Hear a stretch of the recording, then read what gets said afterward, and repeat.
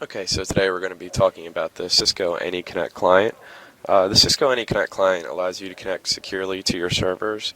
It encrypts traffic, so protocols such as FTP now become secure. You don't have to worry about inherent problems such as plain text passwords when using FTP, since it establishes a secure tunnel between you and your servers that basically puts you behind your own firewall. Also, by encrypting your connection, you protect yourself from eavesdropping, man-in-the-middle attacks, tampering, and a whole bunch of other security problems. It also allows you to connect from anywhere without having to punch holes in your firewall. Keep in mind that this video is primarily for edge web customers and mainly pertains to how we normally configure our firewalls. So with that being said, let's get started. You can see here that I have the firewall web page up. Now, to get to this, you're going to want to browse to the host name of your firewall. In this case, with the test firewall I'm using, it's going to be https://asa-company.edgewebhosting.net. Now, if this was your own firewall, it would be asa-yourcompanyname.edgewebhosting.net. Once you're at this login screen, you should have credentials that we provided you to connect as your VPN user. So you'd want to go ahead and enter those in. Note that I'm using Internet Explorer, latest version of Internet Explorer. This tends to work best with getting this AnyConnect client.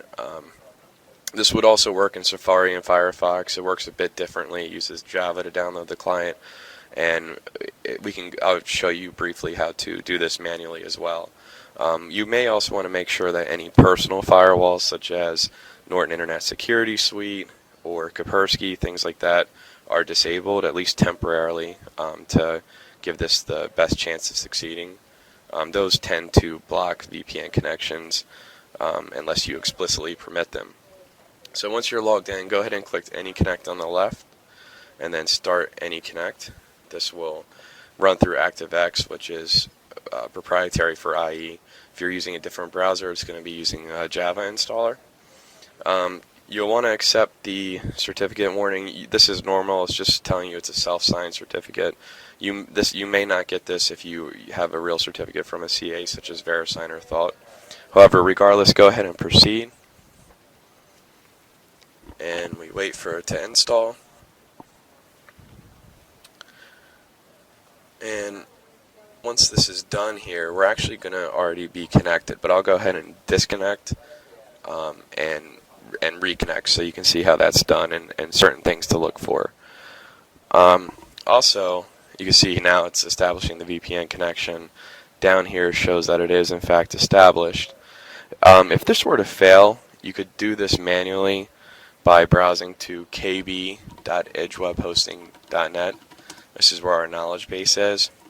If you search AnyConnect, you'll pull up our article, and this goes through both downloading the client manually for Mac or Windows and configuring it.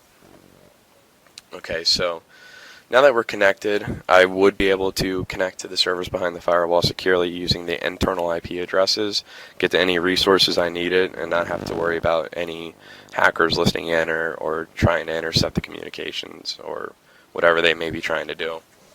So I'm going to go ahead and disconnect. Now quit the client. Now, if you were connecting manually, you would want to go to your Start menu, All Programs, Cisco AnyConnect. Here you pop in the firewall name. It's already entered for me, asa-company.edgewebhosting.net. You could also use the IP address if you'd like. Hit connect. And you'll notice that I get a password prompt. If the traffic wasn't making it to the firewall, you would never get this password prompt. Normally, again, that's going to be because of a personal firewall that you want to either disable or punch a hole in. I believe the port's UDP 500, but it may use other ports. If you're familiar with your firewall, you should be able to. It should give you some sort of warning of what it blocked, and then you could explicitly permit it. So I'm going to go ahead and enter in my credentials. Yes to the certificate warning, and you can see below I am now connected. So that's pretty much all there is to it.